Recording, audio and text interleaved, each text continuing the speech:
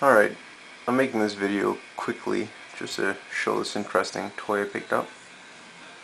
It's actually given to me by a neighbor whose husband used to play with all sorts of electronics. I think he used to be a television repairman. Anyways, this is a Stark Model 10 RF signal generator. It actually generates an audio signal, pure RF or modulated RF. Anyways, I took the whole front panel off, not realizing too much about it, figuring I'd check inside to make sure everything was working okay. And then I put it all back together again, but this wheel was off. So I was trying to figure out an interesting way to actually fix that without having my tracer, which she probably has one in her house still, but I haven't picked up all the stuff yet. Anyways, so I was trying to figure out, and that's, you might notice there's some music playing in the background. I'll turn it down a bit. Anyways, so let me just first get on with this. This is a Stark Model 10A, like I said.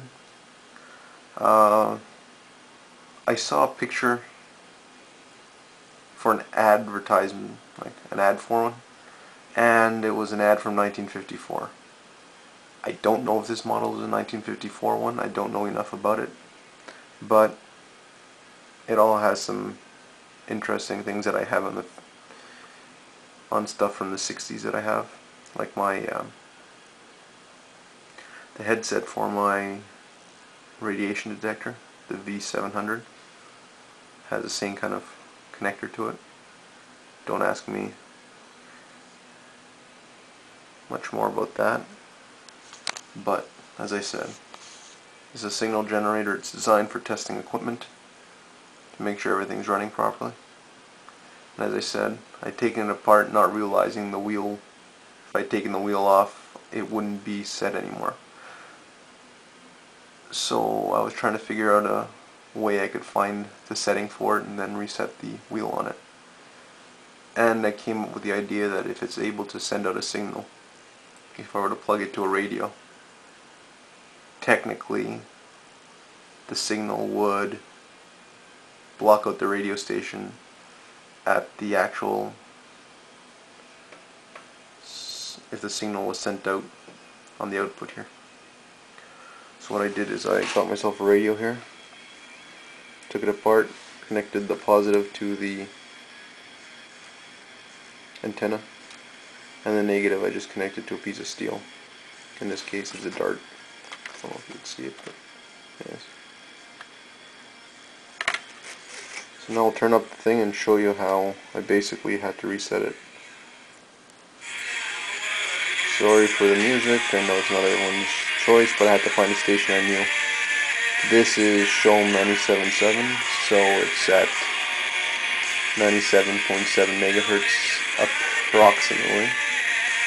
So that's what I used right now to fix this up. So if I bring it up here, I go to the chart here, and it's 30 to 72 or 60 to 144. So it's a G graph. On here you've got the actual number, so you've got to line it up to the number on it. Turn up the volume so you can hear it well. Anyways, so now we'll turn this knob. Right now we're sitting at lesson learned on the Spirit of Rock Shom 97.7. 93 approximately. And I'm going to go check in with my buddy Kira. So start turning and you'll see. Kira, give me the lowdown. The lowdown is that we do have one stalled vehicle out there right now. It is 96, on the Metropolitan eastbound to Cary 97, interchange. and that's 97.7 approximately once again. So as you see, it shuts off the radio, and then if I were to keep going past it, Only thing you have to really worry about is the Met eastbound to around the Laurentian artery. and anyways, so that's basically how I did that to put it back on. Obviously I'm not expecting it to be perfect, but with the short distance between the actual gaps, I figure it's pretty close. Anyways, if I figure out something interesting to do with this machine, I'll make another video. Right now is just to show off this interesting thing, which actually still works, and basically show you how I managed to get it to actually line up again. Anyways, I hope you enjoyed this video, and if you have any questions that maybe I can answer, feel free to comment below. Anyways, thanks for watching.